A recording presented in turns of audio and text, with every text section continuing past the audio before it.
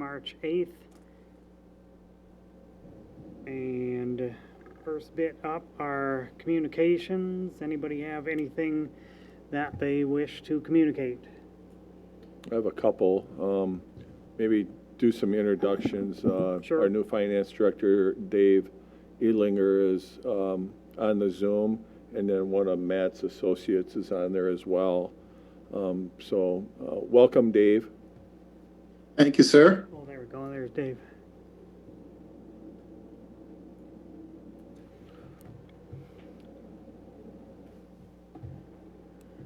You said you want to do introductions, Mayor? Sure. Okay. Hi, Dave. I am Brett Schumacher. I am the alder for District 1, one of the alders for District 1, and chair of the committee here. Hey, Dave. Oh, go ahead. I don't know which, you want me to go next? I'm not up on Zoom here, but if you can see me, my name is Matt Dragney. I'm the city attorney. Nice to meet you. Nice to meet you also. I'm Tim Swadley. I'm the mayor. We've met. And hi to you, Ryan. Hi, Dave. Hello, Tim. I'm Ozzie Doom, Alder from District 4. Nice to meet you. Same here. Hi, I'm Regina Hirsch. I'm Alder from District 3 and the council president at this point. Rodney Shields, City Planning Director. Lisa Reeves, good to see you again. I met you during the first interview, and I'm District 2 Alder and Vice Chair of the committee.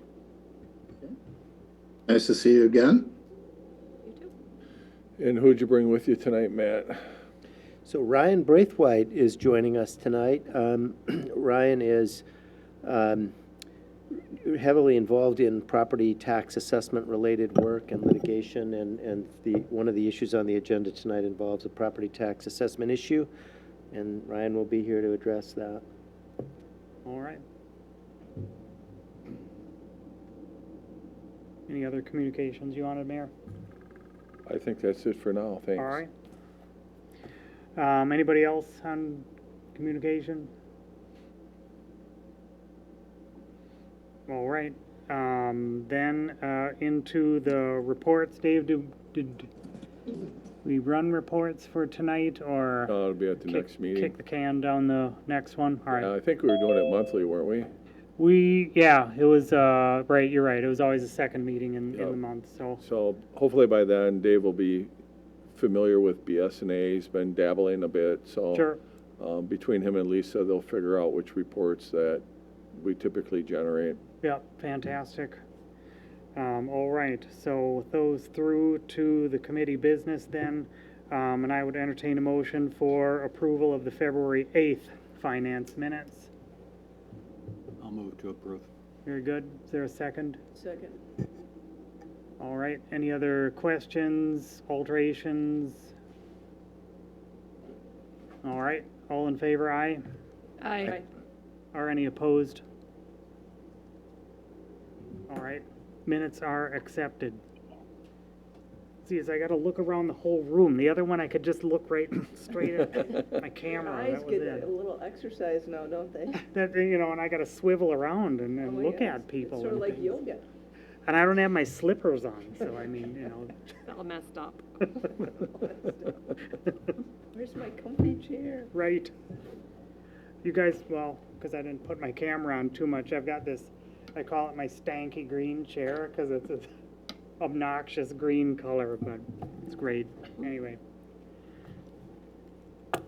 All right, so, and we digress. Next item up is the excessive assessment, Joanne Grassman of Grand Inspired. So this one we talked about a little bit at the last finance committee meeting, so we gave you a little bit of background as far as, there was a purchase of a property on Main Street. The assessors had been in there. There's kind of a, I would say, disagreement over what the value of that property should be versus what it was assessed at. All that information is in your packet. Joanne is on the call as well if you have any questions for her. And then we invited Ryan to be here tonight because he basically summarized and drafted the resolution. Mm-hmm. So that's kind of where we're at So we're hoping to, get it through tonight, and then I think it's on council as well, because Yep. we had a 90-day window according to state statute, and we're probably about a month into it, and we just don't want it to fall through the cracks, so we can, come to a conclusion on this item. Yeah, I think we wanted a little bit more information gathering first from the last meeting, and then would render an opinion tonight. Who wants to drive the bus? I think maybe as long as Ryan's on here, if you want to kind of summarize your findings and maybe explain our options, and at that point, I guess, we'll see where it goes. All right, thank you, Tim. Hopefully everybody can hear me okay. We can. All right, so as indicated, you guys have received a claim of excessive assessment under 7437. You've got 90 days to approve or deny the claim, which is basically to the end of April. It involves a 2021 assessment. There was an increase in that assessment from $137,300 to $375,300. It apparently was based on a listing of the property in April of 2020. I haven't been able to speak to the assessor to confirm that, but as far as I know, there was no sale of the property until May 25th of 2021, and that was $280,000. So it certainly seems plausible that that was the reason for the increase. Basically, there's a request for the property assessment to be lowered back again to the 2020 level of $137,300. I believe that's a refund of about $4,276 and change. And you have the option basically to approve or disapprove that. There's some technical issues in terms of whether or not the claim is proper. Technically, you're not allowed to bring a claim unless you have objected before the board of review. That doesn't apply if notice was not given of the change of assessment. In this case, that notice would have been sent out in April, and so it would have gone to the seller or the prior owner, and apparently Ms. Grassman didn't receive any notice of that. It's really up to the committee as to whether or not you want to excuse that. It certainly would be reasonable to do so, or you could also rely on just the technical requirements and decide that, that's not excused, but that's more of a policy decision for you than it is a legal decision for me. So you basically have a few different options. You could approve the claim, you could deny the claim, or I suppose you could approve the claim in part and base it on the sale price as a third option. And that's not something that would have been done by the assessor because the sale didn't exist at that time. But since that is information that now exists as part of the situation, it's something you could, I suppose, take into account if you wanted to and set the assessment at $280,000. That would be different than basically what would be done for anybody else in the community, as they indicate that they would only consider the sales up until December 31st. That's what the assessor would have done, having considered the listing at that point. So I only mention it because it's technically an option that you could consider, but it's not something that would have been a basis for other people's property to have been increased for 2021. So I'm happy to address any questions that anybody has on the committee about any of the technical requirements or the notice issue, or the three-tier hierarchy of how you're supposed to assess property, basically on a sale of the property or on reasonable comparable sales if there's no sale of the property, or the third tier is basically any other information relating to value. And so in this case, I suppose the listing of the property would be third tier information that they could have based the assessment on, and apparently did base the assessment on based on the information that I have.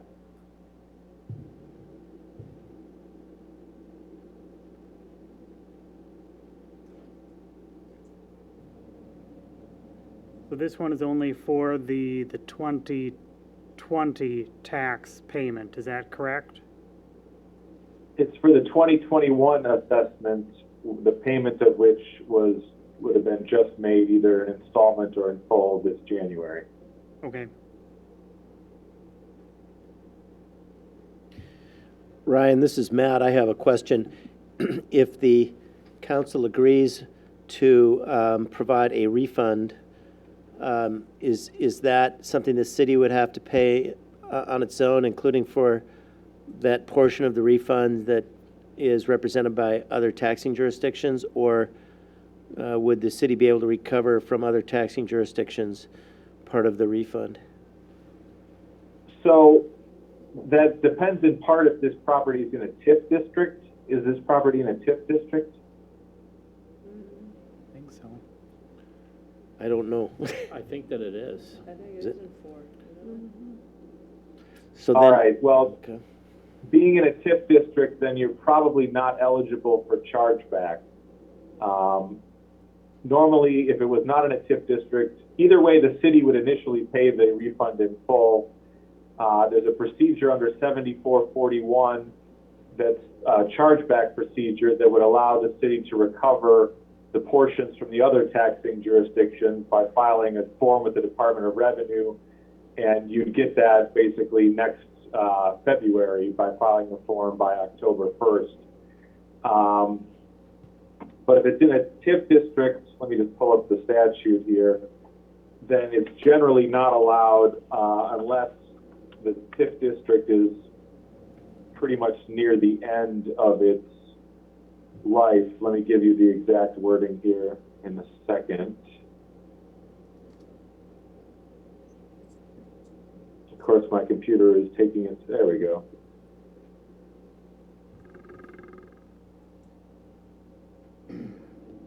Unless it cannot be included in the chargeback unless the current value of the TIF is lower than the tax incremental base, as defined under 6085 in the assessment year for which the tax was refunded, rescinded, collected, or corrected.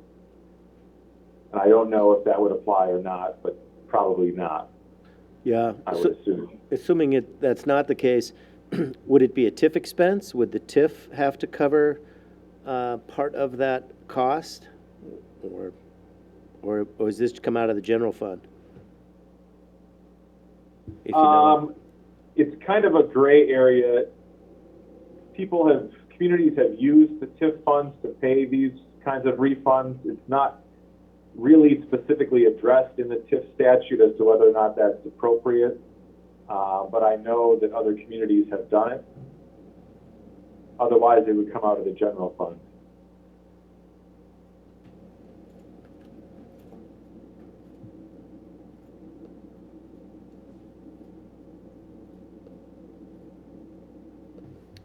All right, anybody have any initial thoughts on that or other questions? My initial thought was that the assessor made a mistake, and I think I would like to rectify that mistake.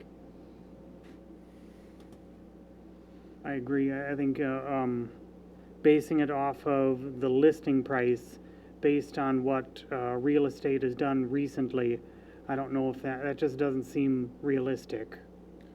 No, knowing what the shape of that building was Right. back then. Right. I mean, now it's probably valued close to that because of all the things that Joanne has done, but not Not that initially. time. Right. Yeah. And I'll share that I did talk to the assessor's office, and certainly part of the criteria they can use is a listing price. Obviously, that listing price was inflated. It's unfortunate that somebody would have to be penalized because of that. So I wouldn't necessarily say the assessor erred because they did use the legal criteria, Right. but it kind of defies common sense. Yeah, okay, so you more diplomatically or not? I don't know. Well, you have to look at what the bank has appraised it at also. Is anywhere near close to that? Yeah, I think I would, oh, I'm Financing sorry, it. go ahead. And they were the ones that were financing it, so I think they would have wanted to pretty accurate appraisal.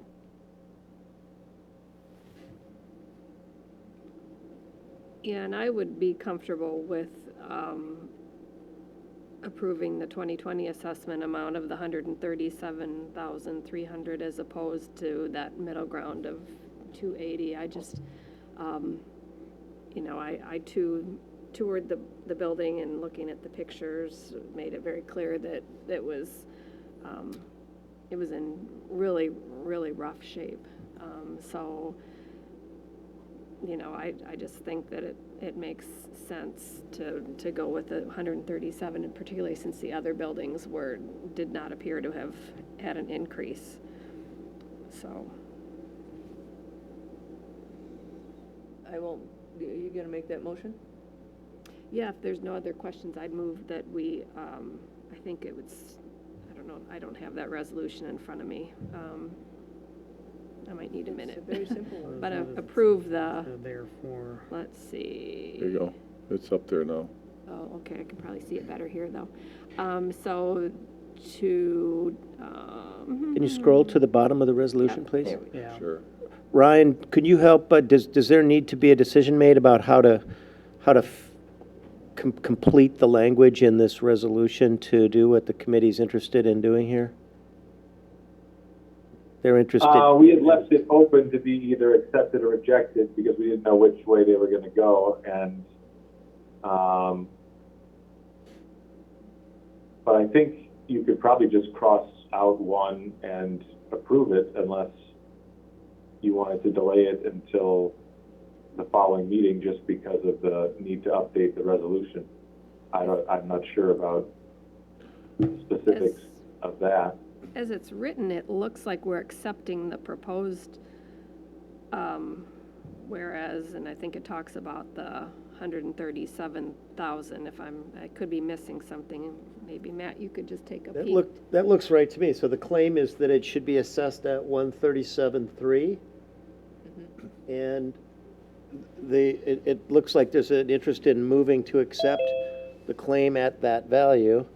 And so if the resolution is adopted with the language that the claim be accepted, then I think that accomplishes, Ryan, would that accomplish what the committee's interested in recommending here? I believe so, yes. All right. I guess I'm moving to accept the resolution, that we accept the resolution as written. Okay. Second. All right. Any other questions or comments or changes? Well, the motion is to approve the resolution as written with the claim being accepted. Yeah. Okay. Yes. Yeah. All right. Any other questions? I'm going to have to abstain because I haven't been able to access the packet. So All right, Mike. I haven't had a good look at it. Okay. All right, no further questions, then all in favor, aye? Aye. Are any opposed? And Mike's abstention. Abstain. All right, we'll recommend this up to council then. So I guess there just needs to be a conversation about where the funds come from, and I don't know if that's for this I meeting think so, or, whether it would be TIF Internal or- or, Oh, that'll give Dave something to do tomorrow. There you go. TIF or general Assignment. fund. Yeah, we call that initiation around the office. Dig into the It's only TIFs, 4,000, not 40 or right. 400. right. Yeah. It could come out of contingency too, possibly. Yeah, I think we had some change left in that one as well. Thanks for being here, Joanne. And it'll be Yep. on council later, right? Yep. Yep, I'll be there as well. Thank you all. I truly appreciate that. I'm not one to shirk my responsibilities in paying taxes, and I hope that I am already and will continue to give to the city of Stoughton through the business of Grand Inspired. I'm just appreciative of y'all correcting this this thing that defies common sense. Yeah. All right, you. we'll see you later then. While we're here, let me just ask, do you think Ryan should show up at the council meeting as well, or do you think we I can? would ask the group if you feel comfortable with us carrying the torch, or would you like Ryan there as well? Do you want to pay him twice? Well, again, this is our decision. Because I think it's, money that we would have to refund out, I would prefer to have them there as the backup to, Is this early on the agenda for the council meeting? It's, Or could we move it to? It's at the end of the agenda. Oh, Bring it to the front, yeah, we can move it up. I would, It'll be less expensive if we move it up. it definitely will be. right? And it won't be nearly as boring for Ryan to sit Got a through. thumbs up from Dave on that one already. So if you could pop back on at 7 o'clock, Ryan, that would be much appreciated. Yeah, it might even be, we have a couple presentations that we probably want to get through, so probably 7:15-ish or so. can you Yeah. text him? Yeah, we Yeah, can text you. Ryan, give me your number. I'll send you a text when it's time. He Okay, probably wants that's to. Or just, 262. I'm sorry, I don't want you to have to disclose your number to the world Yeah, here. you're Oh, you're right. Send me an email to my work email address with your number that I should text you, and I will send you a text. Sorry, I'm trying to be, not, yeah. Yeah, Very you good. don't want it over at WSTO. Yeah. Will do. Thanks, Ryan. I'll be go. Otherwise calling you'll him get for all our these spam assessment Thanks, advice. everybody. I'll just call Ryan. Exactly. All right, next item up is to remove Jefferson Street pedestrian bridge from the 2022 CIP borrowing. I'll give you an overview. This came before, or is coming before you because of the status of the borrowing. You're actually in the process of borrowing money.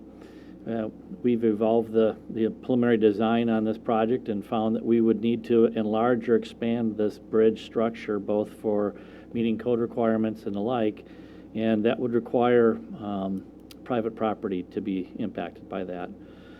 We understand the state statutes right now don't allow for the use of eminent domain for expansion or enlargement of pedestrian facilities or bicycle facilities, for example. And we believe that that would likely be the case that we'd have to go through on this particular location. We would like to explore that more, but we certainly are not in a place to suggest moving forward with the borrowing this year. Completing the design and any likelihood of construction in 2022 is very slim at this point. As we discussed at a Public Works Committee meeting, we think that pushing this out into a future CIP year is appropriate. Yet to be determined, but certainly trying to keep it on our radar that it's appropriate for inclusion in the future. But right now, we feel there's some hurdles that really prevent us from feeling comfortable with moving forward with this. And at a later date, we could possibly get a grant too. Correct. And one of the criteria for a grant is a code-compliant bridge structure. So you putting it to the proper width of the new standards and the like would really factor into the qualification. And generally, you actually have to have the land acquisition component resolved before grants are issued for something like that. So we have some things that we have to try to figure out and work How through. long it took for Mant Park engineering to occur? Would it be, I mean, that just seemed to go on for years. So, The council will remember, we did do some interim repair work to allow foot traffic to still be suitable for the structure.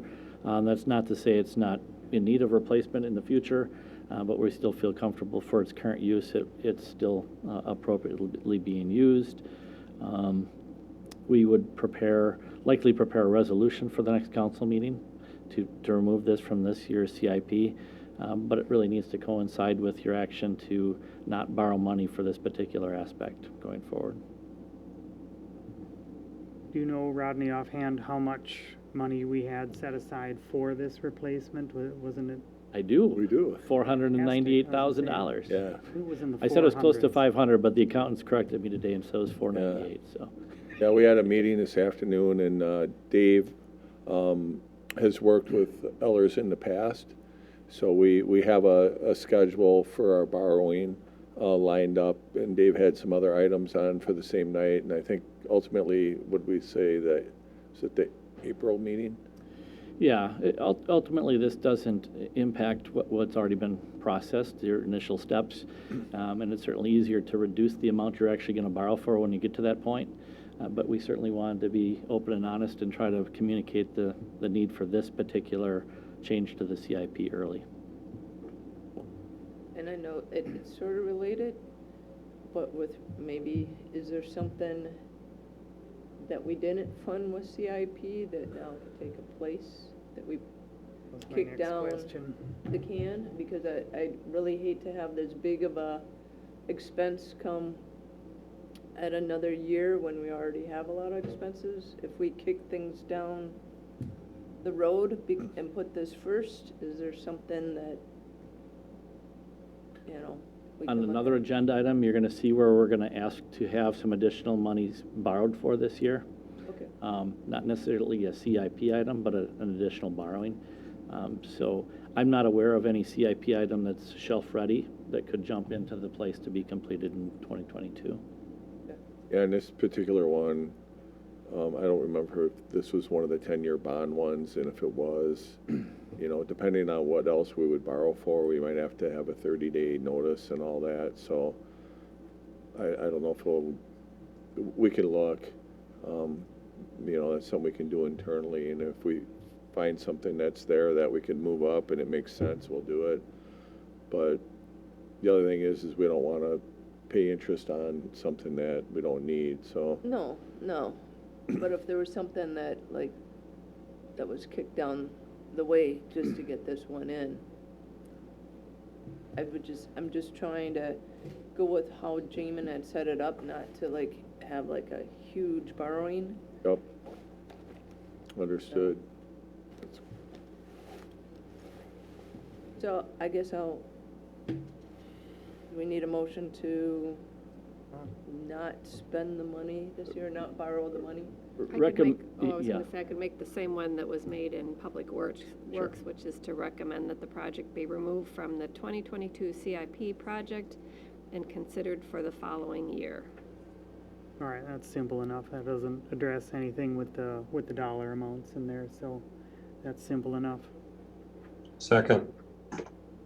All right, any other questions or comments on?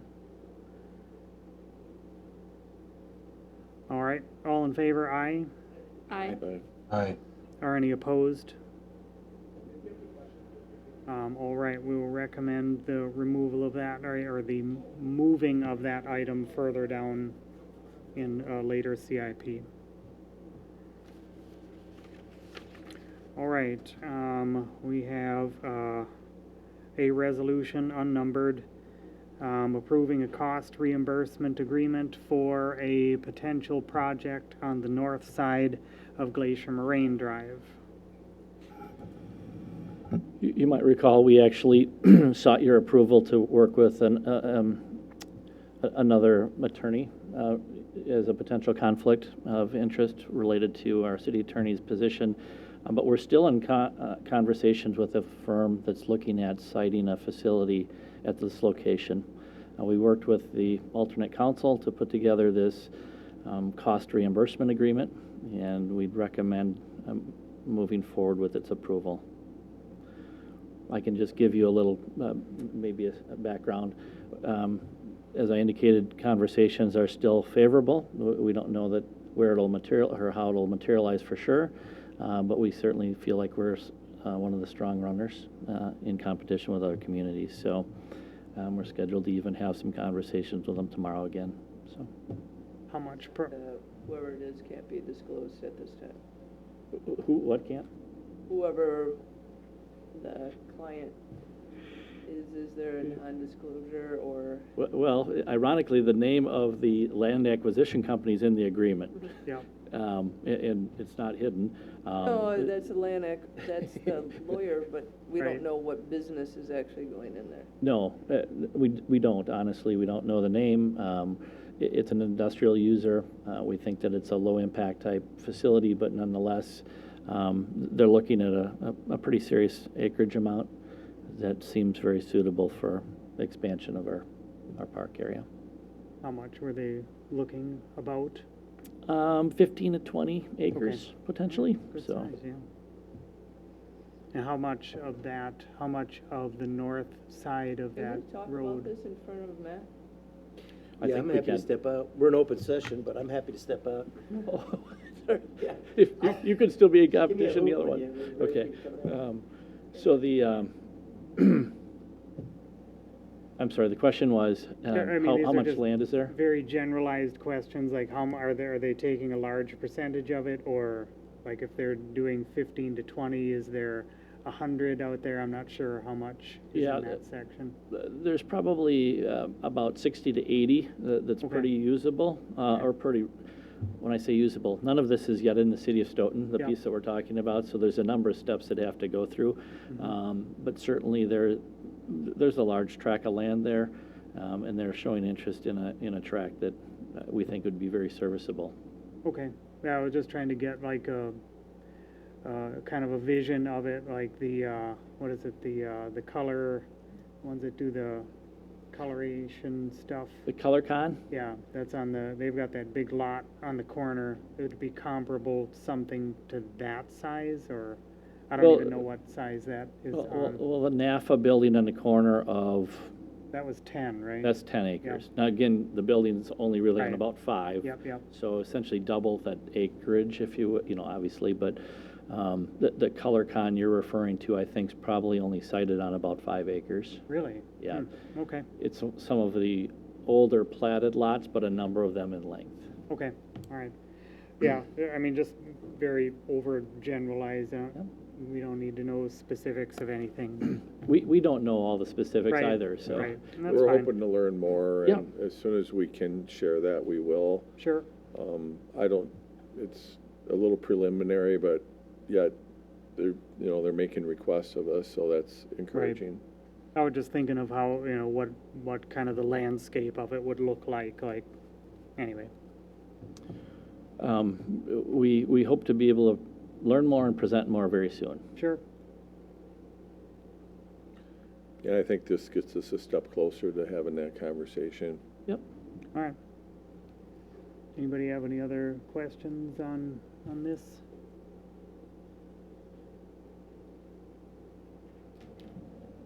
All right, well, I would entertain a motion to recommend this resolution to council. I'll make a motion to recommend to council. All right. Is there a second on that? Second. All right, any other questions, comments?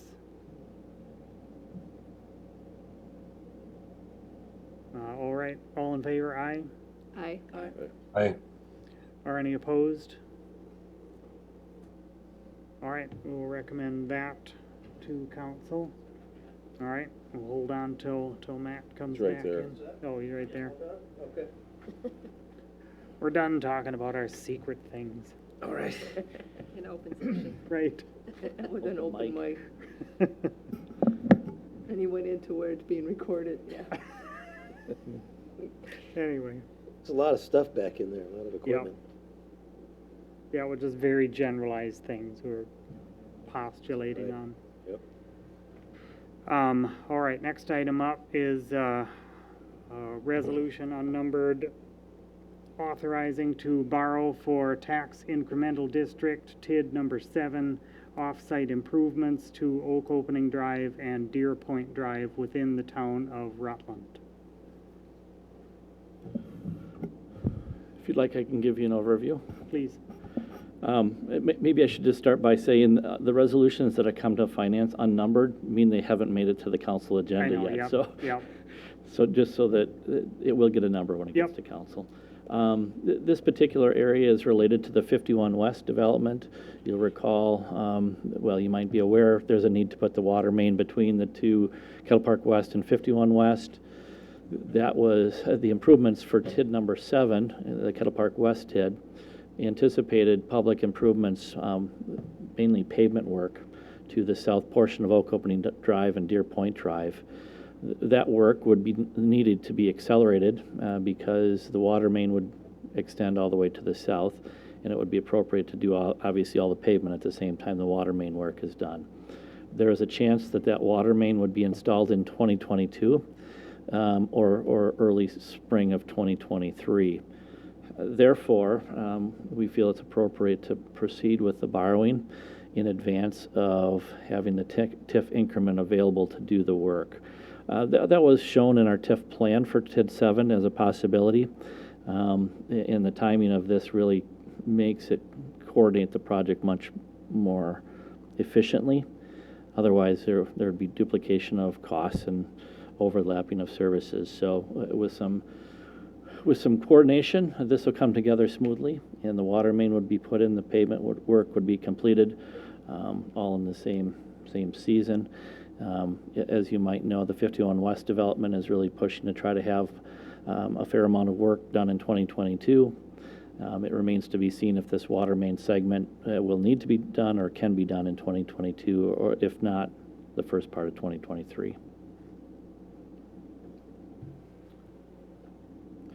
We did speak with Ellers, our bond counsel, or not bond counsel, but our financial advisors. They recognize the interest in doing so and understand this would then be something that would be added to the borrowing package that we're putting together.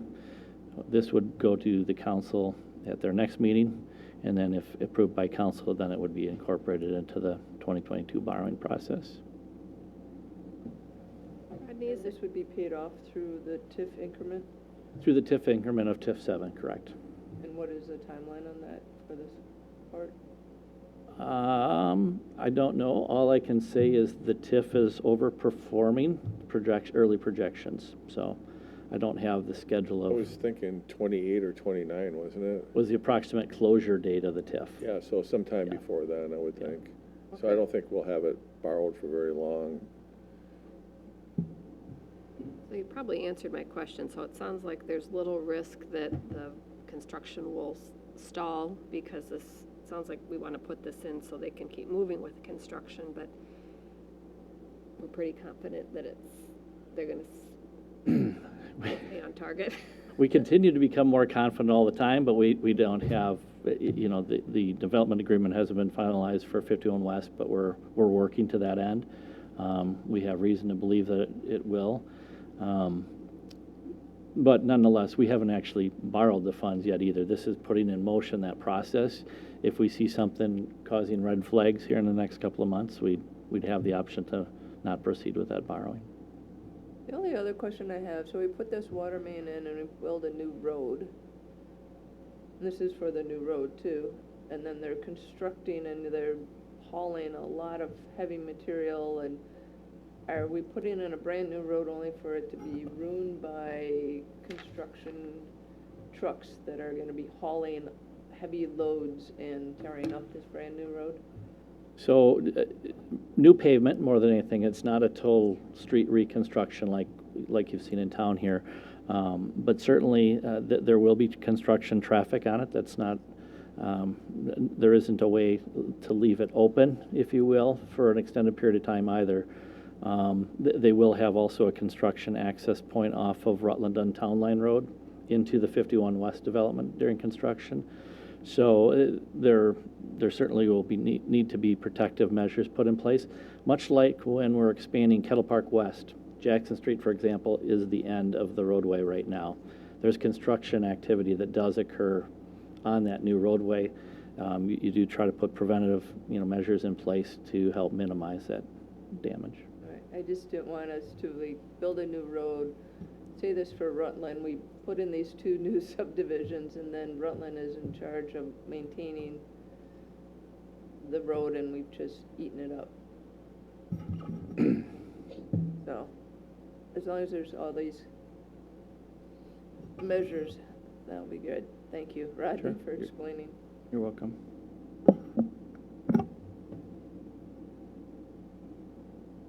All right, does anyone have any other questions regarding this borrowing?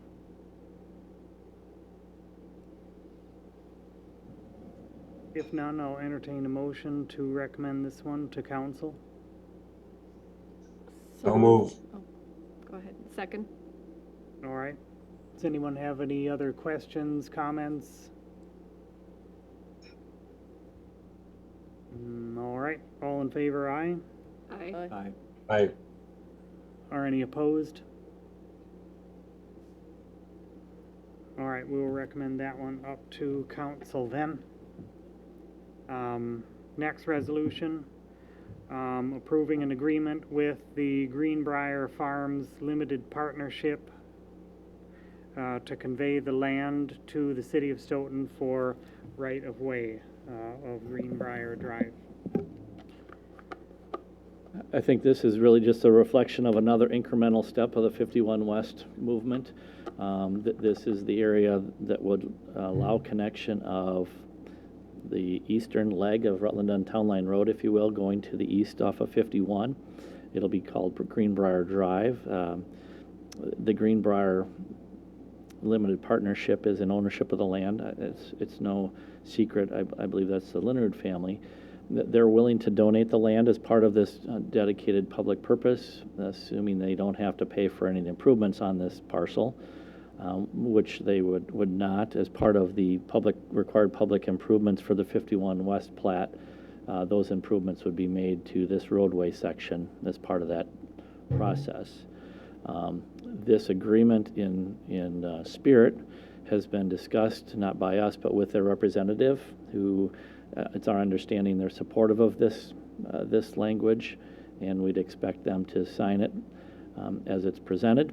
If something has to change, we'd certainly have to bring it back through the council process. But at this point, we have reason to assume that they'd be comfortable with this document. And there's no cost to the city. Again, this is captured in the 51 West improvements as part of that the TIF expenditure. The improvements would be made to this parcel as part of that project. And I think what we try to do here is work out this agreement, so we really only have to do this area, once maybe, or at least minimize, putting a road in there temporarily and then turning around and having to do more work to it, to make it suitable for the intersection. I'm sure there'll be probably some modifications that'll be done. I think we're looking at doing that in 2026? Yeah, you'll recognize Nygaard Street is really going to be a major north-south frontage road, and the connection at this northern end of the development is very appropriate.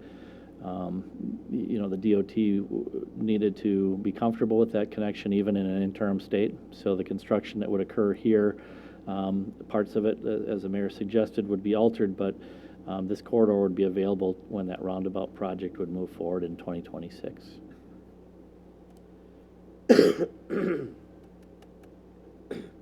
I was happier to see this road extension through as different than what we had originally looked at with that, where you're trying to like wedge it in there, and this seems to be a much better solution to that. Yeah, the DOT certainly played a role in making sure there was a safe connection at that point, and that's part of the need for the additional right-of-way here. Yeah, and I thought it was encouraging to see the developers working together to help facilitate this process. Yep. Does anybody have any other questions about this? If none, I will entertain a motion to recommend this to council. So moved. Motion to approve. Second. I heard Lisa. All right, Lisa and Mike, Second. I guess take your Okay. pick on that, either one. Any further questions, comments? All right, all in favor, aye? Aye. Aye. Aye. Are any opposed? All right, we'll recommend that one to council as well. Next item up is the TID 9 timetable. So this one here, we just really put in here for information only, just to kind of outline where we're at as far as the TIF 9, which is for the 51 West project. And, you can see that some of the stuff we've obviously done, but we kind of want to at least help you understand kind of where we are in the approval process and what needs to be done in order to make the timeline. I can let Rodney speak to the specifics, but you can see the way it's laid out. We anticipate we'll be into late April when it gets to the Joint Review Board for the second time.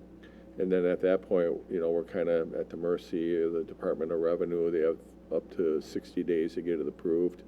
So we don't know exactly how quickly that'll go.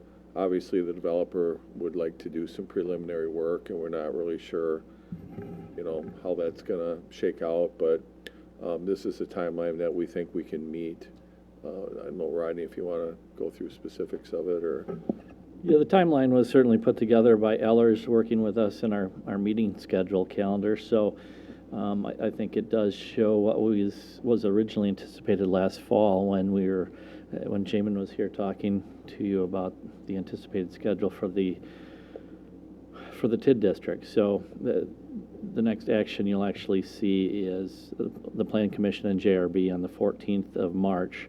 Plan Commission will have their initial review of it, and the Joint Review Board will hold their initial meeting that same night.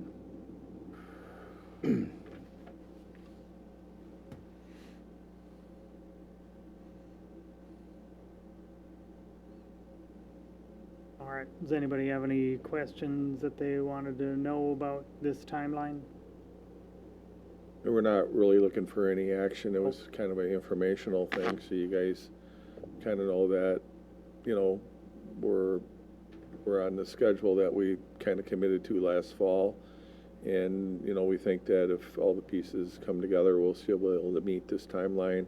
If not, then we'll have to kind of reassess that, because if it gets any later, then at that point, it could start affecting the TIF payback if they get a late construction start. So I'm sure the developers are going to want to try to do some preliminary work, but they can't really do any improvements until the district is created, because that changes the base value of the TIF.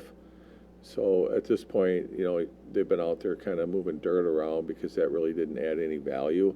But if they do much more than that, then I think that, could be an issue. So, we want to be able to communicate to them that you guys are at least up to speed on it, and that you don't have any obvious issues with the timetable that we've laid out for you.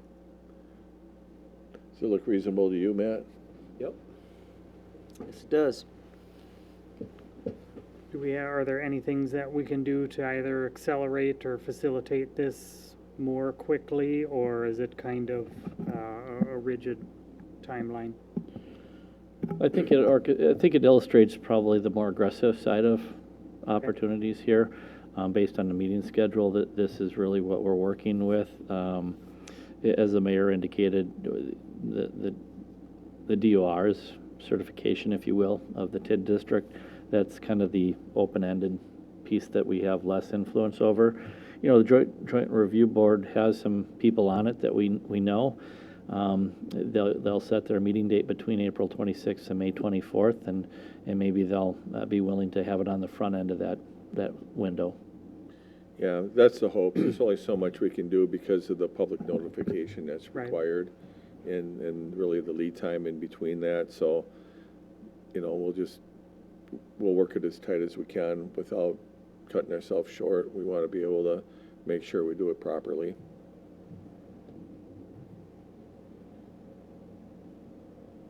All right. Anybody have any other thoughts on the timeline at all?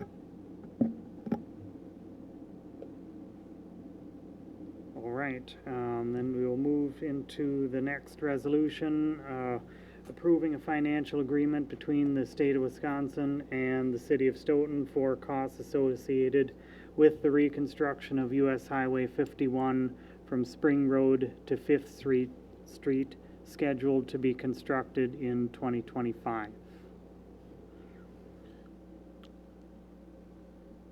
So you've actually seen this agreement before. The utilities had submitted it for their component, if you will. But certainly it reflects our understanding of the anticipated prices and costs associated with the phasing, or at least this phase. As I communicated to the Public Works Committee, there's a strong likelihood there will be modifications and amendments to this agreement before the actual construction. We'll be looking at lighting, potentially changing or upgrading, or even any other enhancements that we might determine as being appropriate in that corridor prior to construction would be incorporated here. But as it's currently written, it does show that we would extend the decorative lighting, in theory, the type similar to what we have in the downtown district, from Fifth Street to the railroad tracks. And at least in this draft, or in this version, we would have a standard lighting, a standard DOT type lighting on the north side of 51 from the tracks out to Spring Road. Again, I think we'll be looking at that more closely to see if that's the look and the feel we want in that entire corridor. But the premise of this first municipal agreement is to put it in motion as to our understanding of our potential cost exposure at this point. And I've asked Director Aber and Weiss to kind of get together and go through the lighting options and bring back some recommendations for some of the committees to consider.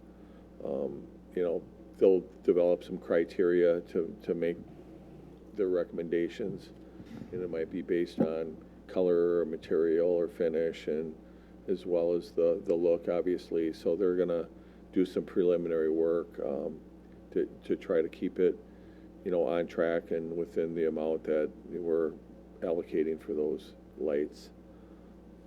Are they gonna try to match the rest of downtown?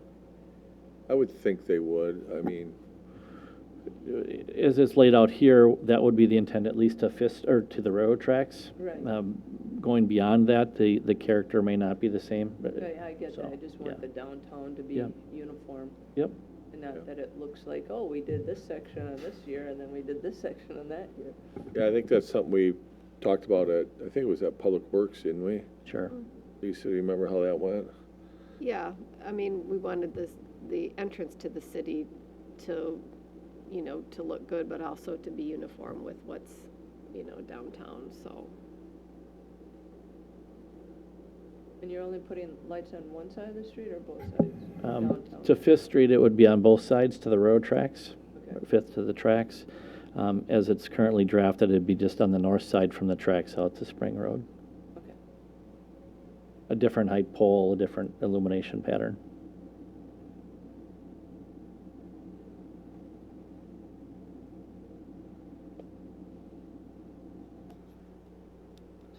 All right, anybody else with any other thoughts or questions? I can just highlight, it's not an expenditure that's incurred this year. They'll begin Yeah. work on this, but ultimately we will be programming our component into the CIP for future years. Yeah, whenever the DOT puts together their projects, and even really the DNR, and you've probably heard this at other committees, they like to get, at a 30% plan and a 60 and a 90. I don't know where this one gets us. We're looking to have a 60% plan set by, I believe it was June 1st on this project segment. So we're trying to at least stay with them, if not a half a step ahead of them, similar to the discussion we had out on at that intersection, with the underpass and that conversation we'll have as well, as far as at least including that into the design as they get to that point, because once you get past a certain percent, there's really no going back. So if we're gonna have these conversations, we need to have them earlier than later. If in their design they were considering creating a little bit of a safer crossing for when the kids are going over to the youth center? I know there've been a lot of near misses on that. Yeah, and I think it's actually focused at the 6th or 7th Street area. I think there's another crossing that's anticipated there. They're also having discussions with the railroad about the maybe alterations or upgrading of the railroad crossing, both the mechanicals and the position of those Sure. facilities as well. Great. All right, and we'll see upgrades, or as this gets a little bit more detail in it, we'll see more things later. Yep. Okay, Motion to approve. all right.